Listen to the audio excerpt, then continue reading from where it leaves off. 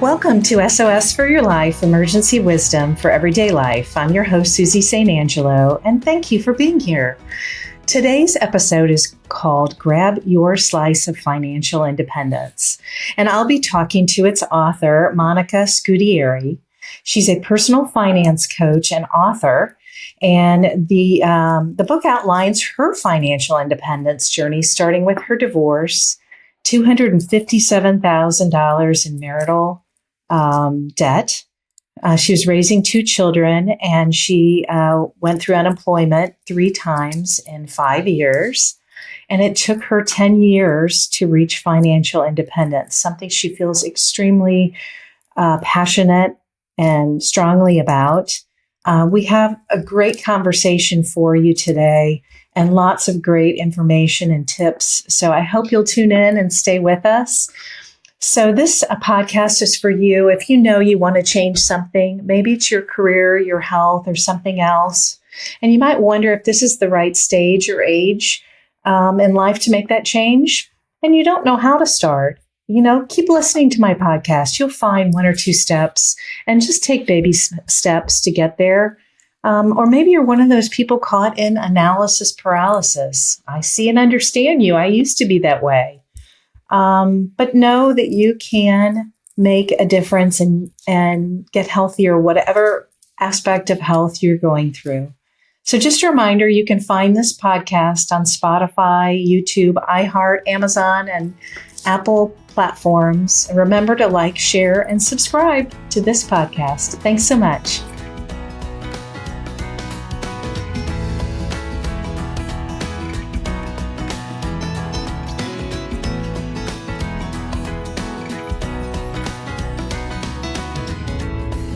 Now let's get into today's episode and meet my guest, Monica Scudieri. Hi, Monica. Hello, Susie. Thanks for having me.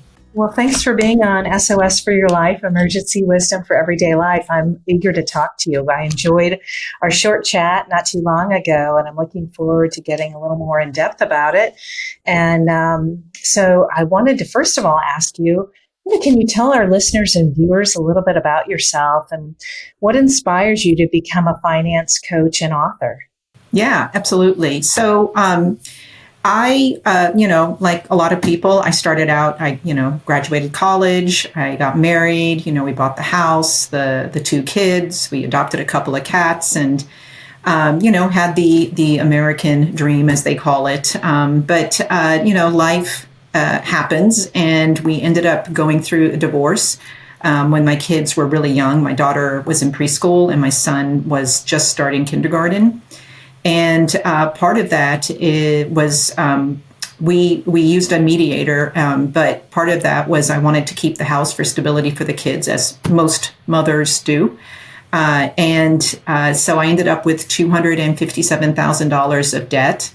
And here in North Carolina, you have to wait 12 months before you can file for the divorce. And so when I filed for the divorce, I also lost my job. So I had the 2 kids, I had the house, but I had no job, and I had $257,000 of debt. And half of that was the mortgage. The other half, I call it other because it's just a series of bad financial decisions.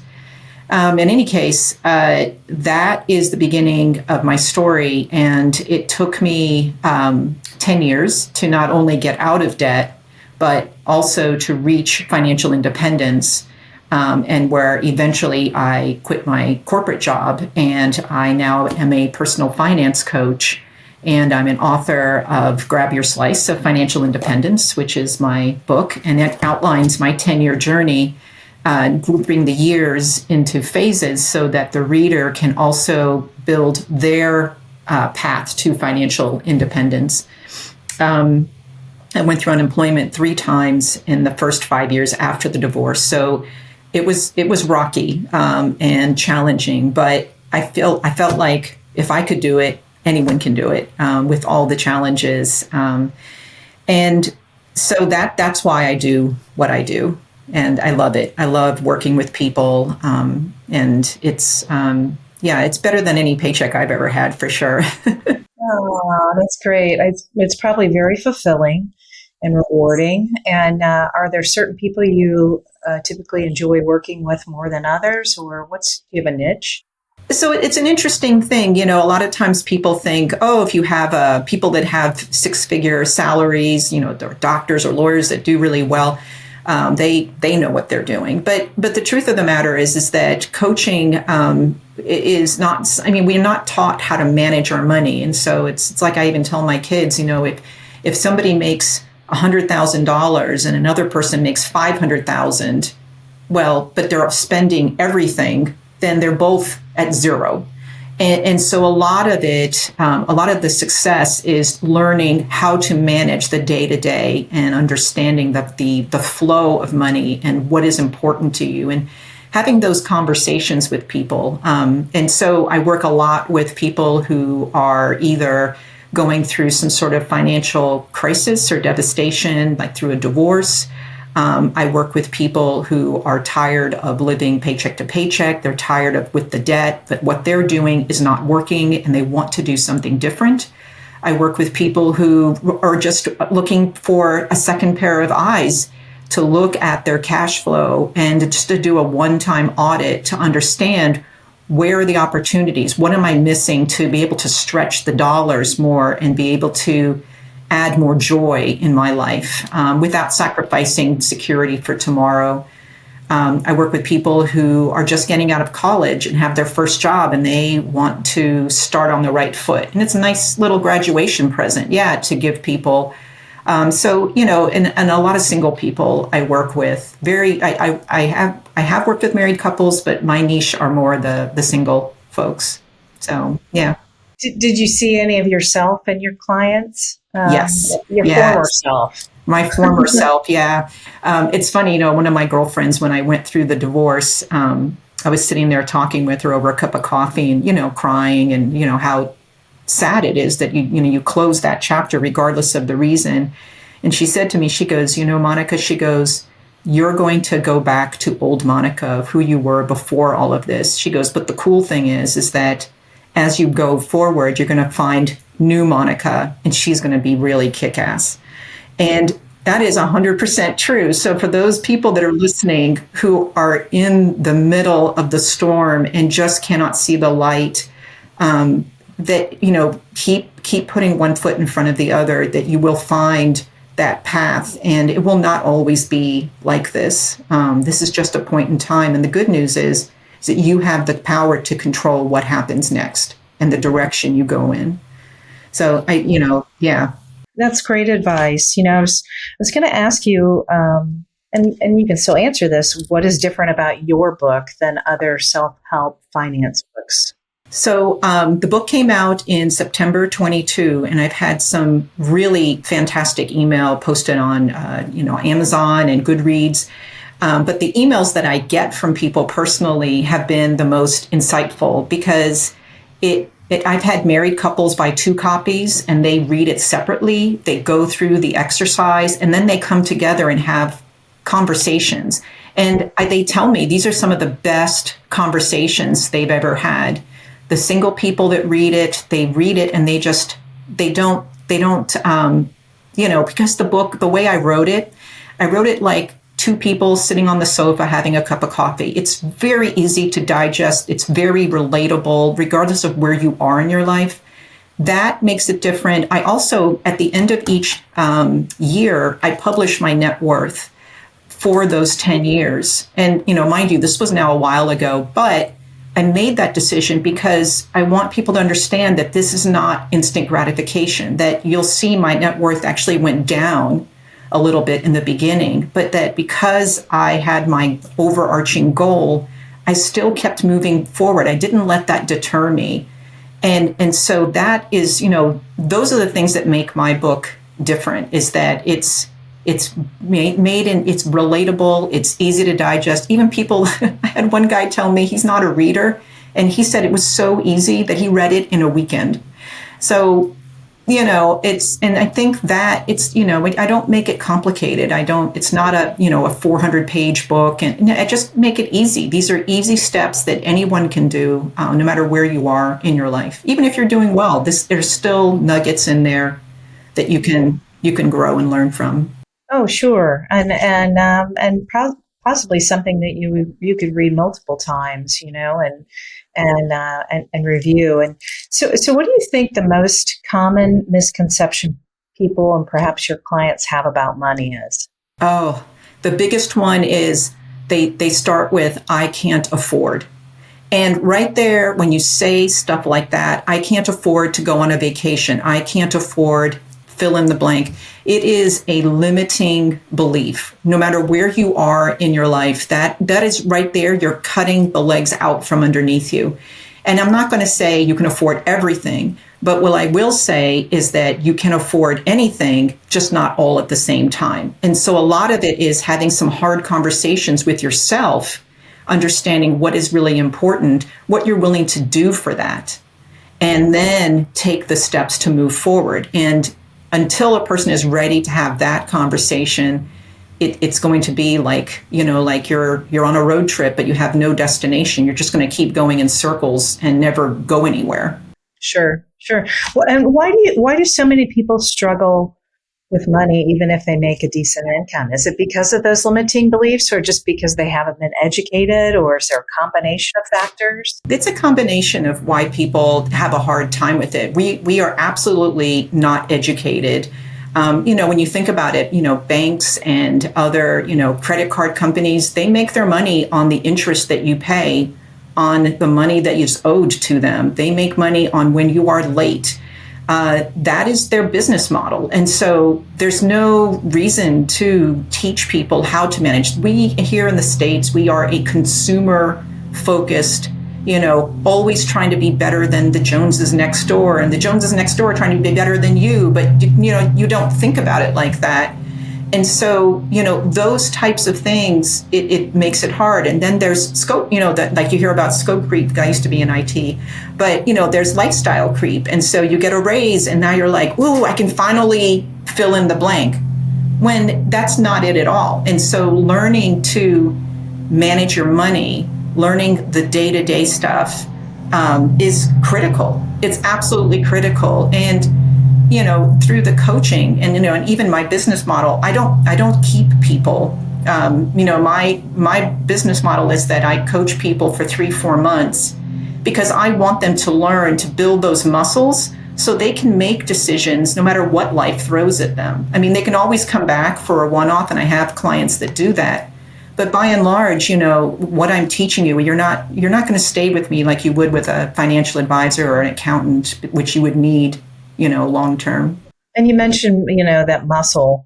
It does take, it's just like any habit. It takes muscle memory, whether it's strength training or I'm a health coach and drinking more water. It just takes that daily practice. And, I equate money as a former banker. I equate money with security, like a house and like other things. And I think,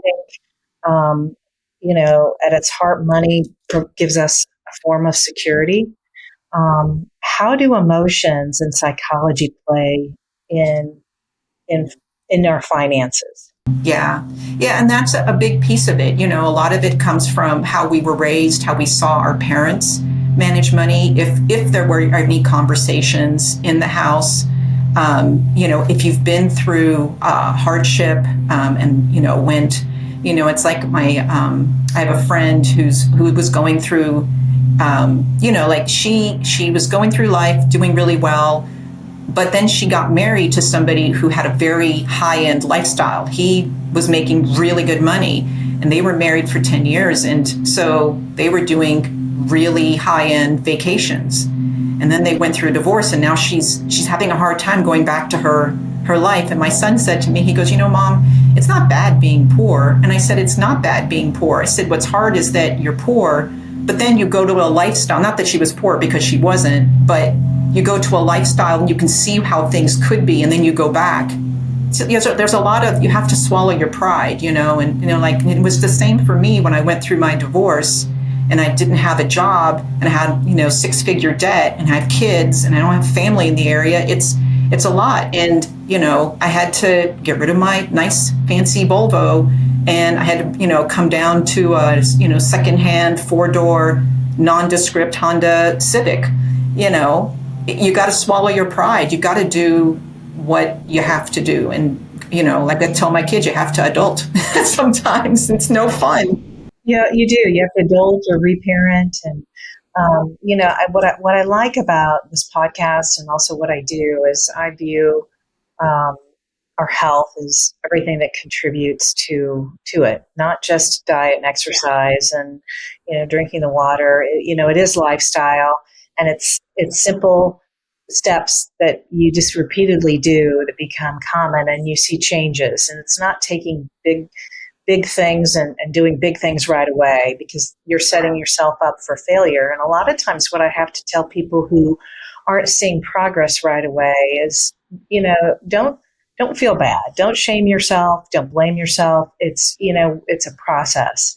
And I think there's a lot of emotions that come into it. And I think that I've worked with older people too. I had a little financial services business after I left banking, and it was unbelievable how many people, maybe 8 out of 10 people, who felt shame and guilt for reaching out to me. And I want you to talk to me about that. Tell me a little bit about that. There isn't a client that has come to me that doesn't have shame and guilt. And I think I had it myself. I went through I am a college educated, I speak English, I have a LinkedIn profile, I have great reviews from my coworkers. Why is this so hard? And there was a lot of shame and guilt. And so part of, sharing my story shows the empathy for my clients, and they'll come to me. And that first month, I'll tell you, is so hard for them emotionally, because they don't know how much is going out. They don't know what's coming in. They're not even really sure how much debt they have or what the interest rates are on that debt. And so that first month is pulling that information together. And then once we rip that Band-Aid off and we put everything on the table, the first reaction is, that's not as bad as I thought it was. I thought it was worse than that. So that's a relief. And then we start putting together a plan, and they're like, I feel lighter. But it's that anxiety and that you put yourself through because you don't know. And so it's a lot of me prodding them, hey, don't forget, because they don't want to. Like, they're excited, but then they're like, oh my God, I don't want to see, this is going to be so embarrassing, and Monica's going to think less of me. But and I tell people, everybody goes through it.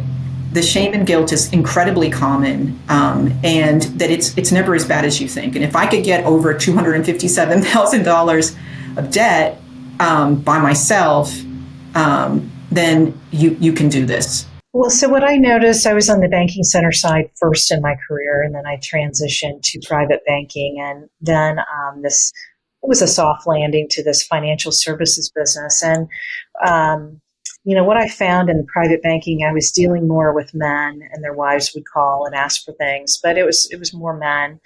And then you see it in the financial services business. And I was working with mostly older women. I had a few older men that didn't have a firm grasp on finances and didn't know what they didn't know. But for the most part, it was women who outlived their husbands, and they took care of those things. And I see that a lot. And I talk to a number of people who don't know where they stand with their spouses. And that goes back to your first month with people, and you're playing many roles, Monica. You're playing, heart therapist, psychologist. You're listening. You're allowing people to feel what they're feeling without judgment. Absolutely. And what you're feeling is completely valid. But a lot of the divorced moms that I work with are just divorced women. There's a lot of divorced women, and it's exactly like you said. The husbands, even in this day and age, they still are the primary ones. Even when I went through my own, I had somebody say to me, they're like, oh, are you going to have to, sell the house? Are you going to have to find a second job? Are you, and I tell people, even my married friends, I'm like, you need to pay attention and be a partner in the finances. And I had one woman actually look at me and go, I don't have to do that because we're never going to get a divorce. This will never happen to me. And And I just thought, how naive that you don't know. I mean, and it's not even a divorce, but I had one of my neighbors, her husband, they're in their 30s, and he had an aneurysm and ended up in the hospital for 4 days, and she had no idea what was being paid. He had all kinds of stuff going here and there, and she had no idea. And so my point is that life happens, and that if you are married, you need to be in lockstep and be a true partner and know where money is going, and talk about those things and have those conversations. And it's so important. Don't just relegate that to, oh, that's, and I know a lot of it is, was it 1974 when women finally got the right to have a bank account without their husband co-signing? Was it 1986 when women could take business loans out without having a man co-signing? I mean, this within our that's recent history. That's within the last 50 years. When you think about that, and I understand that has influence. It's why you see such a spike in women's businesses go up so much in recent years, is because you finally have something that supports that. And I know a lot of that, you think about our parents and, mothers and grandmothers did not have those opportunities,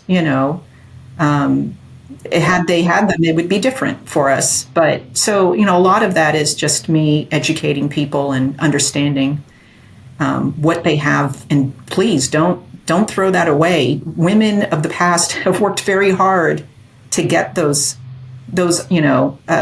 criteria to be able to live a life that is more equal footing, and to be able to do things that, make sense for you. I mean, women still are the ones that will, go away from work to take care of parents, in-laws. They're the ones that take off time to take care of the kids. As a result, their Social Security checks are smaller, but they live longer, and they still get 80 cents, white women will still get 80 cents on the dollar for the same job a man is doing. I mean, it's just, you have to, and we're just not taught to advocate for ourselves, to ask for, negotiate salaries. Women are just not taught that. So there's a lot of things that we still work toward. It's why I do this. And then, like it is, you do wear a lot of hats. Yeah, you do. And I have a really good friend who worked for a investment firm, and she was a part of the family-owned businesses. And husband and wife came in. The wife said, I don't know any of this. And it's all foreign to her. The statements were foreign. She was quite bright, but they had left it to someone else. And I'll say this too: if you're in a relationship, a male, female, and the man isn't willing to disclose finances with their spouse, I think that's a red flag, in my opinion. And I will say this: the story ends with the wife reaches out to my friend. They sit down on a Saturday, not during the week, but on a Saturday at her office, and goes through all the investment statements, bank statements, tells her how to read it. She walks away feeling great, and not much longer, her husband has a heart attack and died. And the lady called and said, I am so glad that you sat down with me, because I'm better able to handle things going forward. And you just, never say never. It's true. You don't know. And, it's when you're married, it's responsibility to protect each other, because life happens. And, so many, I've heard similar stories of, husband and wife. The husband has managed everything. They're empty nesters. And now they're at the point where, he's finally going to retire. And I remember this one couple, they bought this lot of land. They were going to build their dream home on it. And so he finally quits. And a week later, he had a heart attack and passed away. And as far as I know, that land is still sitting there with a whole bunch of trees on it. And she just doesn't have the heart to sell it, because it's her last connection to him. Mm-hmm. But she doesn't want to put a house on it either, because it's just too painful. And, and that is very common, and that's the other thing I talk about, is that, I talk about financial independence versus retirement, because financial independence is something that we can put in our lives so much earlier, in your 20s, 30s, 40s, 50s. that doesn't necessarily mean you're going to retire, but if you are working and you are financially independent and you lose your job, the last thing you have to worry about is how you're going to pay your bills, because you've managed your money. You know what's going in, what's going out. You have all these levers that you can pull, and so you can take care of things. And if you decide to find another job or part-time, you have that luxury because you built that for yourself. And so that's why I talk a lot about financial independence versus retirement, and retirement doesn't even look like it does when it used to be, right? I mean, a lot of people work in their retirement years, or they take on part-time work, or maybe they just want to travel. I mean, like, it's not sitting on the rocking chair waiting for death to come and get you anymore. I mean, like, people are so active and it's just so different, but we don't take the time to think about these things and plan for it. So that's why I like to talk a lot about financial independence. And the other thing is, when you work with young people, they don't want to think about retirement because, they're trying to buy a house or start a family or get married, or they're going, like whatever. There's all this immediate stuff that retirement is so far away, but financial independence is something that you can build in your life within the next 10 years, depending on what your starting point is. So, well, so what are some money habits that you've seen in your clients that have really truly changed their lives? What are a few? Oh, some of the big things are tracking cash flow. So I have had clients say, "Oh, I have a budget," and I'm like, "Great." So they send it to me, and really, it's not a budget. What it is what they think they're spending, and it's just like a back of the napkin. I know that this is my paycheck, and this is where the money they think goes. And that is not a budget. That is a shot in the dark. You think Even single people out there, you do not. If you're not watching your cash flow, you have no idea what's going on with your money. Because like I tell my parents, money is like children. If you're not paying attention, they're not going to wander off and get into trouble. So cash flow. Look at where your money is actually going. And the second thing people are always shocked is, how much interest am I paying? What are my penalties when I pay late? Oh my God, I had no idea I was spending $200, $300, $400 on a 10, 15, 20, 30. I had 130% interest on they have no idea. And so look at what the interest rate is. Don't just sign away. Buying a car that is way outside of your budget. Thinking about that, and so many times they're underwater on a car because they took out a loan and the car got totaled, the car, whatever, and they still owe all this money because the loan is like 7 years. 7-year loan on something that's going to depreciate in value makes no sense, but we don't think about those things because all we're seeing is we want to make the payment as small as possible. We don't think long-term. So you're making short-term decisions for a long-term, what could be potentially a problem, and you end up underwater on a car.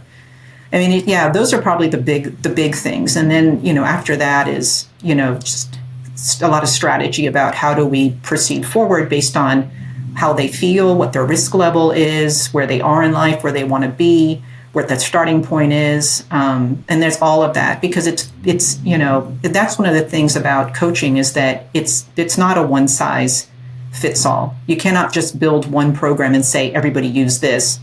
Because some people are married, some people are, divorced, some are older, younger, in college, not in college. There's so many factors where you live in the country. If you live overseas, the list goes on. So everything I do is very customized to each person, We used to say in the banking world, every file has its own DNA, and no one situation is alike. And I truly believe that.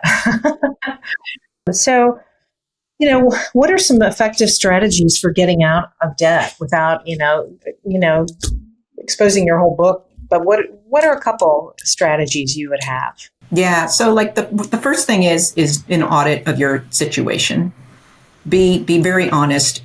Pull your credit history. Make sure everything that's on there is really yours, especially if you're going through a divorce. Make sure it's actually yours. Make sure you dispute anything that's not. Document date, time, who you spoke to, what you talked about, everything. Just document all of it.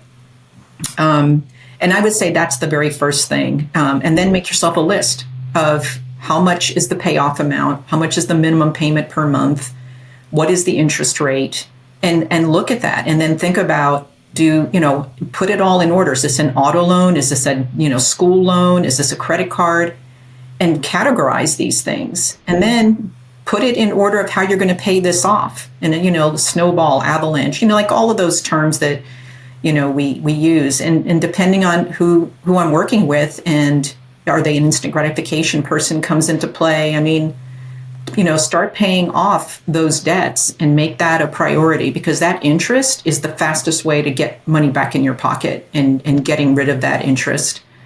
So that's the first thing. And then, depending on who I'm talking to, I have other strategies I can give them, but they're not for everybody. But those are things that I think anybody can use. Well, a few years ago, I was listening to a radio show on my drive, and it was around Father's Day. And this young woman was telling her story of how she wanted to go to a certain college.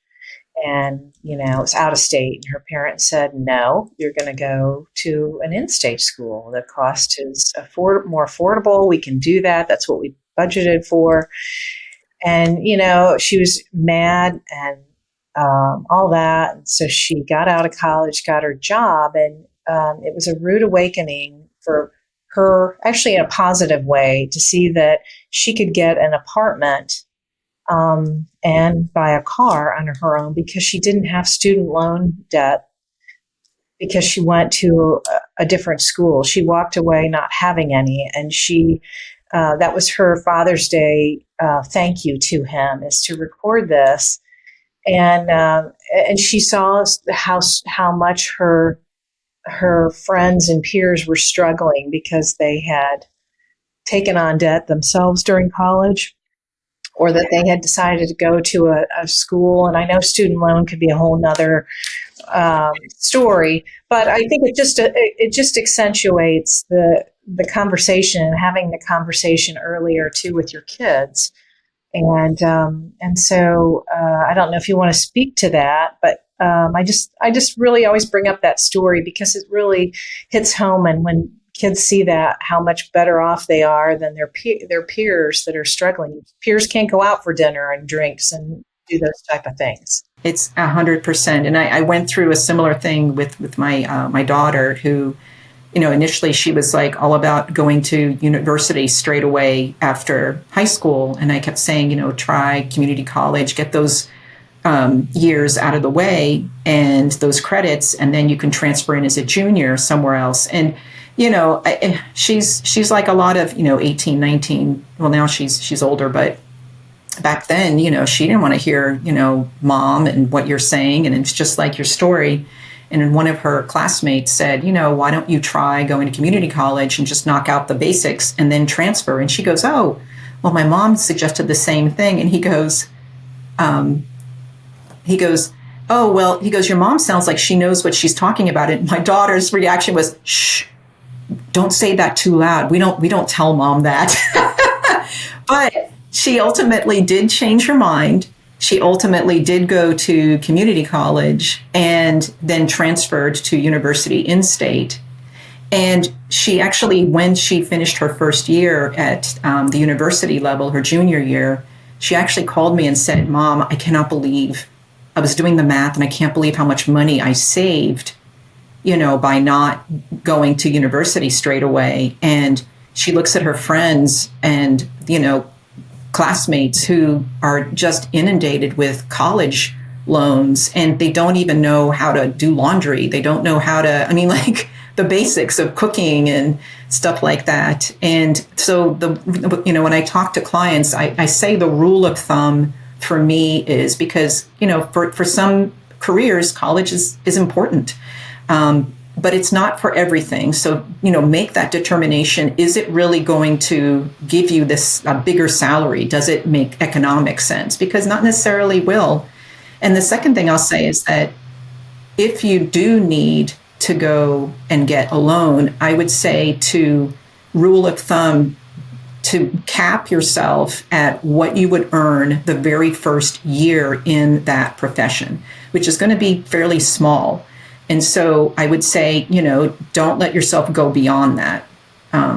but then there's other conversations that we can have if I got you after the fact and you do have these loans, there are other things that we can do to strategize and tackle that. So good points and good advice.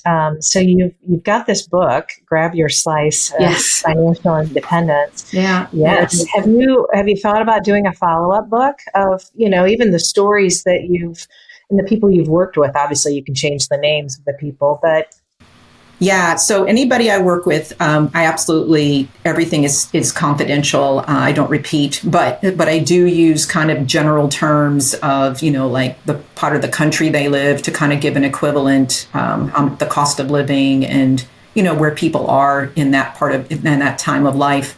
And so I am working on a workbook companion where in the sidebars I can give kind of some context, because I find that the stories make you feel less alone. That's why I published my story. I've had so many single women that are just so appreciative, and so many kind things from the men too. I wrote it for a single mom. There's like 12 million of them here in the country inside the United States.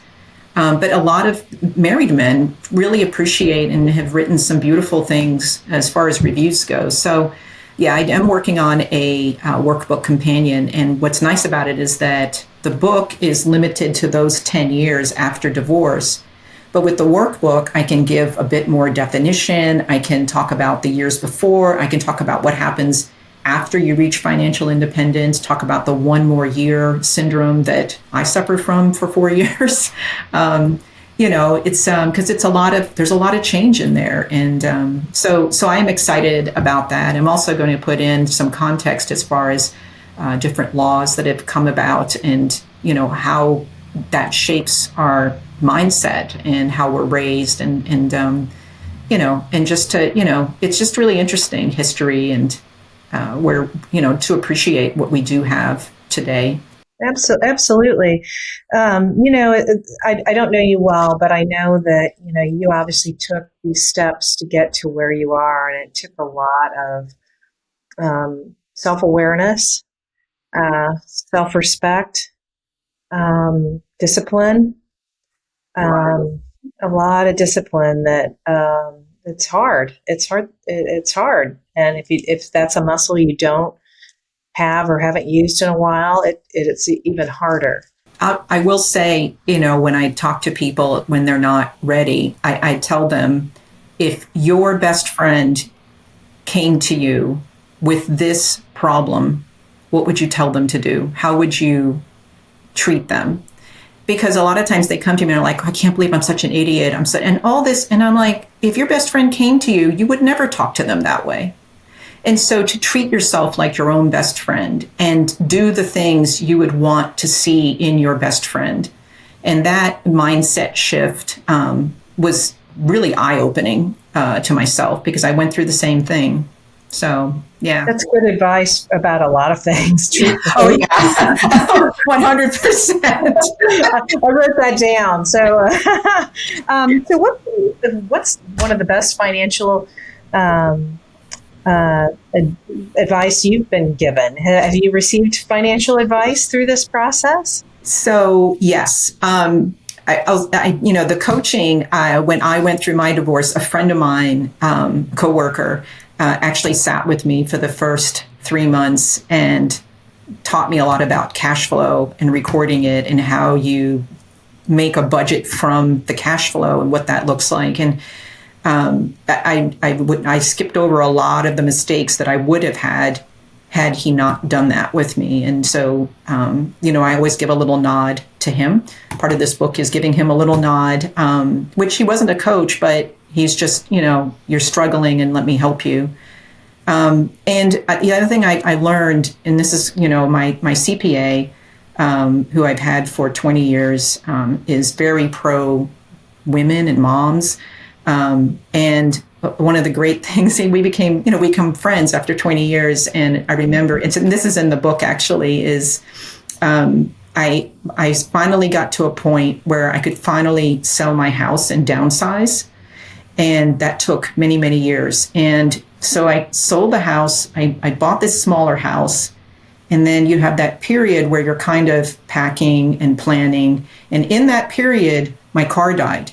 And my mechanic, who I'd also known for a very long time, actually came out. The owner came out and said, sit down, we need to talk, which is never a good thing when your mechanic does that. And he said, this car is a money pit. You need to get rid of it, and you need to get yourself something else. And so I went to my tax accountant and I said, I don't know what to do. I don't have any money. I need to take a loan out. And he goes, you don't have any money for a loan. You have no equity. You have nothing. You're going to have to find a way to get rid of it and buy the car for cash. And I'm like, how am I going to do that when I don't have any money? So I will say necessity is the mother of all invention. I'm downsizing. So I was selling everything out of the house. So, like everything. Everything. And because I'm downsizing anyway. And I ended up coming up with $5,000 of cash. So I go down to the CarMax. I vacuumed out my car, cleaned it all up. Now, this is a discontinued Volvo. And so I take it to the CarMax, not to give them a plug, but, this is how I did it. And they said, I'll give you $5,000 for it. So now all of a sudden I have $10,000 that I can work with. And I thought, okay, I need a secondhand car with a small number of miles, like a Honda, Toyota, one of those. And I ended up finding one for, I think it was like $12,500. I don't remember exactly what it was, but I ended up using the $10,000 to trade in plus the cash. And then I took the $2,000 out of my emergency fund, which is another thing people don't have, because in life you don't know. You don't know what's going to happen. So it's nice to have this emergency fund. And then because I was buying the car for cash, they actually gave me $50 discount, which is, hey, better than not a stick in the eye, right? So all of that to say that, you can, I couldn't afford a car. Suddenly I'm affording a car, So it's just, you don't know. I had a client come to me and she was in a really bad situation. And she's like, I think I'm just going to put all my stuff in storage. And I go, no, you're not. I said, you're going to sell everything. You can't afford storage. It was an eviction situation. And I said, absolutely not. Sell everything, pocket the cash, pay off, put it toward the debt, find yourself a day job, keep doing your client work. And you have to be open, forgive yourself. You have to be creative. You have to think outside the box. But and it always comes back to, you can afford anything, but you just can't afford it all at the same time. And so, yeah, those are the lessons that I learned in my own journey that still stick with me. And I write about some of those in the book. Well, I'm a firm believer that everybody is a gift, and your coworker was a gift at that time to give you that kind of education. So do you have a personal money mantra or philosophy? I say to live today with joy without sacrificing tomorrow's security. I like that. So to wrap up, what's your SOS? What is a simple step or two that people are listening or watching can take away from this conversation besides reaching out and buying your book and reaching out to you? Yeah, I would say start small. It's never as bad as you think. And start recording your cash flow. Start recording it. If you don't already do it, record your cash flow. I've never had a person come to me and know exactly where their money is going, and they're always surprised. There are areas where you can find money in your day-to-day and rearrange things. I would say that is critical, and knowing what your interest rates are on all of your loans, and how much you owe. What if you had to pay it off today? What would that be? And so those, I think, would be two simple things that you can do that would give you if you decide to move forward, but it gives you a better picture of your starting point. Mm-hmm. I agree. Totally. 100%. Is there anything that we didn't talk about that you wanted to share? Wow, you've been so thorough. This has been such a great conversation. I don't think so. Yeah, absolutely. But just to be kind to yourself. Know that this is, I always tell my clients, no matter the situation, that this is a point in time, and give yourself that freedom to mourn where you are, if that's how you need to be, and then decide, okay, I've done what I need to do, put on my big girl pants, cry, wipe your tears, and let's figure out how we're going to move forward, and take the time to educate yourself. Like I was getting up an hour earlier before the kids so that I could give myself some time to do some of the things I needed to do for myself. And, absolutely, because, you're all in the health and the stress, chronic stress in itself cannot be such a bad thing, but chronic stress, which is the situation I found myself in, can be brutal on your body. And so to, remember to take some time to take care of you when you're dealing with high stressful situations, your breathing exercises, your meditation, your journaling. I mean, all of these things are so helpful. Go out for a walk and just clear your mind. Don't put your earbuds in. Just listen to the wind through the leaves and just have that moment of quiet. It's just so important. Well, and I always have said, since I started this podcast, but there's money and health are so interconnected, and you just kind of summarized everything I say to people is that self-care is so important in bringing that stress level down, because that's going to affect not only your body but your mind, your spirit, the whole picture. But really, really good advice. Monica, where can listeners and viewers find you? Yeah, so I have a bunch of my podcast interviews actually on my website, GrabYourSlice.com. People can email me at GrabYourSlice@gmail.com. The book, Grab Your Slice of Financial Independence, can be found on Amazon and Barnes & Noble. Goodreads has a nice list of reviews. People have been incredibly kind. And then as far as the coaching goes, you can set up, I do a 30-minute free consult for clients who want to just come and just, is this the right fit for me? And, we have that conversation before I take anyone on, and where do we go from there and what it looks like. So like I said, no two people are the same. So mine is a monthly charge of, sliding scale. So the more complicated, the more it is, but the faster you learn, the less time we're together. So it's very customizable. Oh, very good. Well, Monica, thank you so much for being on SOS for Your Life, Emergency Wisdom for Everyday Life. I've so enjoyed this. You've confirmed what I've often been saying to the point of beating my head against the wall with certain former clients. But no,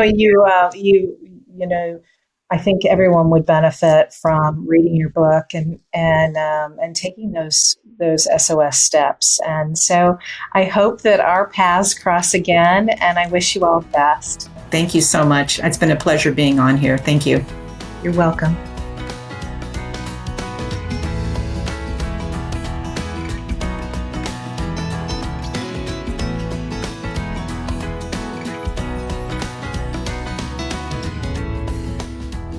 Well, friends, sadly, that's all the time we have today.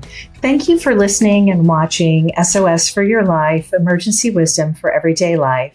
And thank you, Monica, for joining me today. This episode was so important and interesting, and it's really meant for anyone at any stage of their life who maybe has some financial debt, doesn't know what financial independence is, because that's really the goal. It's not just reaching retirement.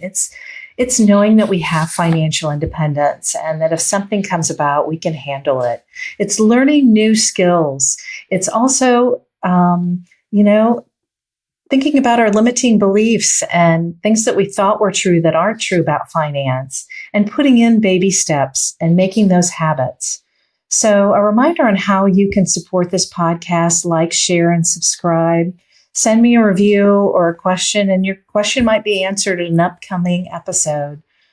Be sure to follow me on Instagram, Facebook, LinkedIn. And if you send me your email address and you'd like to be on my weekly email newsletter, I'd be happy to add you. Otherwise, give me a shout out if you need any health coaching or breathwork facilitating. I do that as well.